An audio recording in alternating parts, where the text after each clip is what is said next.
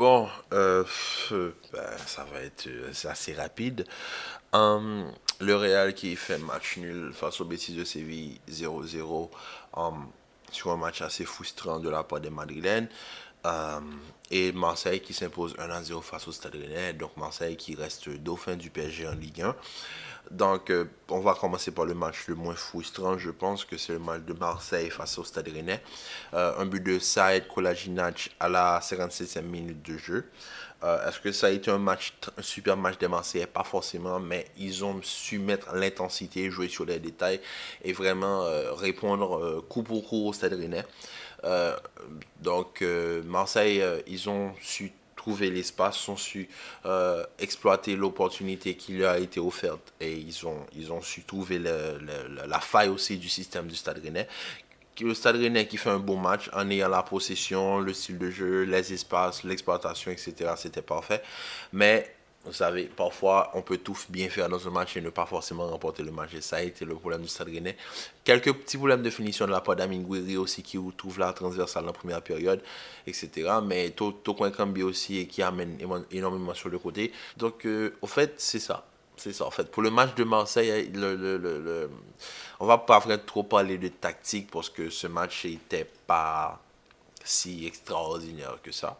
Mais ça a été un bon match de la part des Marseillais qui ont su faire le travail et remporter les 3 points afin de mettre un petit peu de pression au PSG, même si pour moi le PSG est tranquille en Ligue 1, ils sont posés. Maintenant, si on va au sud, enfin au niveau de l'Espagne, on retrouve euh, ok, donc le problème c'est que quand on regarde le match du Betis, en fait, je vais juste vous mettre les statistiques du match. Quand on regarde le Real à la possession, le Real a la capacité de tirer 15 fois au but et de ne cadrer seulement que 5 tirs en ayant en pointe un ballon d'or, le ballon d'or en titre Karim Benzema. Je suis désolé de vous le dire, mais je l'ai dit dans la vidéo un petit peu plus tôt, la vidéo que j'ai fait sur le Barça, où j'ai dit que si le Barça est premier, c'est pas parce que le Barça joue bien. Et on peut le voir sur la vidéo sur le Barça. J'étais un petit peu trop en couleur, je m'en excuse. Mais pour vous dire, maintenant je suis plus calme, pour vous dire et pour prouver mes propos, si le Barça est premier, c'est parce que les concurrents qui sont dans la Liga, ça donne ça. Ça donne ça. C'est-à-dire les équipes qui vont jouer le Barça, ils vont savoir que le Barça est solide défensivement, donc ils vont essayer de trouver la petite faille. Ils savent qu'ils vont avoir les occasions. Maintenant, c'est à eux de les mettre au fond. Mais le Barça a un gardien de haut niveau. C'est pareil pour le Real. Mais à la différence du Real Madrid, le Real, eux, ils ont cette capacité-là de te tuer quand ils peuvent te tuer.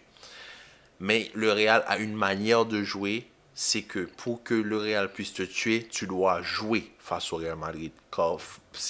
Et c'est différent du Barça. Parce que en Espagne, les équipes sont pas là pour jouer. Les équipes sont là pour te faire déjouer. Plus ton équipe est reconnue et populaire et quoi que ce soit en termes de popularité au niveau européen, quand les équipes espagnoles vont venir jouer contre toi, ils vont certes jouer un minimum de football, mais aussi ils vont te proposer ce genre de système-là où le but n'est pas de gagner, mais c'est de t'empêcher toi de gagner. C'est-à-dire qu'aujourd'hui, on a vu le Betis, voilà, c'était pas bloc bas, ils arrivaient à se projeter, ils ont mis la pression au Real Madrid, ils ont eu des occasions, ils ont essayé de tuer le match très tôt en deuxième période. Thibaut était sûr, Thibaut Courtois a fait un très bon match aussi, mais quand je vous dis le football, c'est la tactique et les détails. Et aujourd'hui, il n'y a eu ni l'un ni l'autre. Au niveau de la tactique, je ne vais même pas m'énerver parce que la vidéo du Barça, je pense que c'est une vidéo référence que je vais essayer de ne pas refaire. Euh, qu'est-ce que j'avais dit l'autre jour? Kamavinga à gauche, c'est important de l'instaurer dans les grands matchs. On a été entendu, grâce à Dieu. euh, Tony Kroos en numéro 6. Chouameni a été mis à sa place. Donc, on nous a entendu. Est-ce que je n'ai pas dit l'autre jour que Vasquez, je suis calme, ne doit pas jouer latéral droit? Que Vasquez, c'est un ailier de formation, qu'il a joué plusieurs années à l'Espagnol de Barcelone en étant un ailier, que Zidane l'a replacé latéral pour dépanner, et que ce monsieur, qui a été l'entraîneur d'une multitude de grandes équipes, et est le seul entraîneur à avoir remporté les 5 grands tournois européens, ne sache même pas que Vasquez n'est pas un latéral, et qu'on force Vasquez à jouer latéral.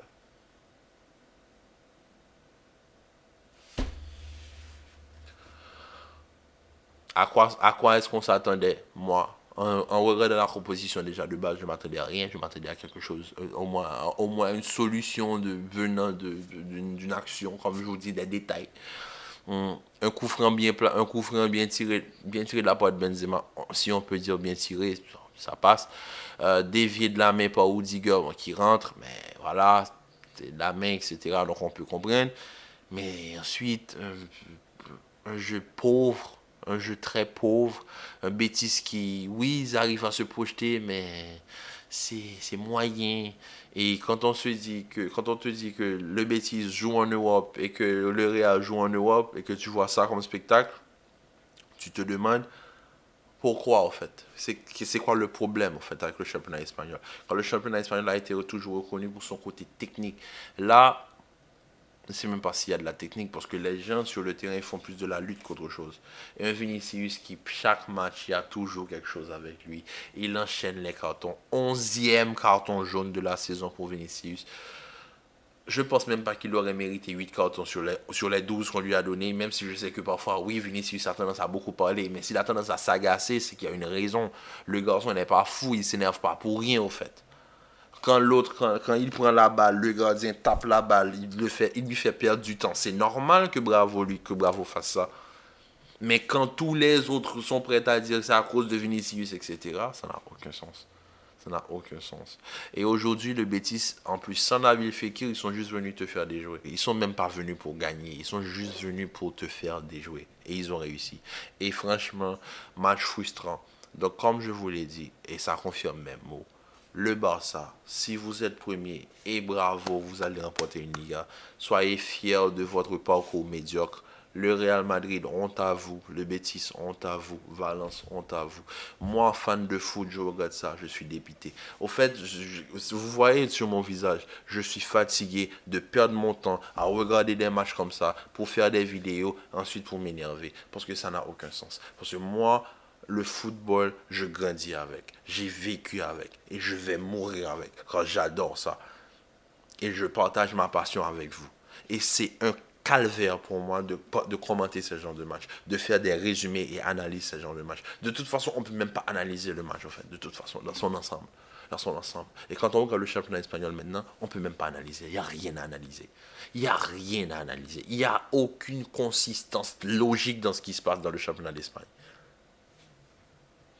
Je viens de parler avec un fan du Barça. Qu'est-ce qu'il m'a dit? On a une équipe titulaire et qui est une équipe titulaire. Et qu'est-ce qu'il m'a dit? Dembélé, Lewandowski, Pedri. Pedri n'est pas là, donc on peut pas jouer. Donc c'est normal que le Barça dise ça.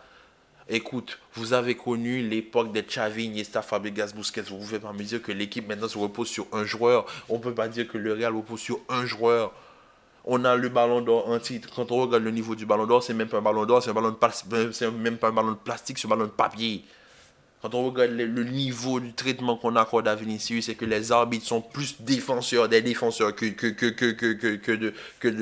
de celui qu'on attaque. Ça n'a aucun sens. C'est dépitant, décourageant. Ça ne peut pas motiver quelqu'un. Moi, quand tu regardes Arsenal hier, Liverpool ce matin, tu regardes la première ligue, tu te dis, ah ouais, il y a du spectacle. Mais quand tu sors de la première ligue, tu vas en Ligue 1, catastrophe. Tu vas en Serie A, nada, le Milan, le Napoli qui stagne un peu, Lazio qui monte un tout petit peu, mais quand tu vas en Espagne, voilà, là je pense on est le championnat espagnol, pour moi n'est même plus numéro 2, pour moi c'est le 5e championnat européen, c'est tellement que c'est faible.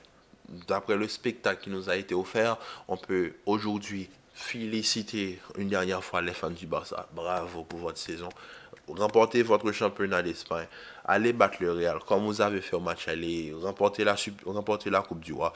Allez, moi, je dis un message à toutes les équipes du championnat espagnol. Continuez la promotion du football, de ce football médiocre. Pour faire la promotion de la médiocrité, je pense que c'est le terme pour décrire votre saison. Donc, bravo à vous pour nous donner ce spectacle-là et fatiguer nos yeux pour rien du tout. Sur ce, prenez soin de vous. Je vais me calmer, je vous promets. La prochaine fois, les vidéos seront de meilleure qualité, mais là, je suis vraiment fatigué et énervé. Et me perdre mon temps à regarder des matchs comme ça ne me fait pas plaisir. Quand je gaspille de mon temps pour faire ça pour vous, et me perdre mon temps à regarder ça, ça me dérange. Donc, sur ce, prenez soin de vous. Commentez, likez, partagez. On se retrouve très vite pour une nouvelle vidéo. La Ligue des Champions, mardi et mercredi. Peace.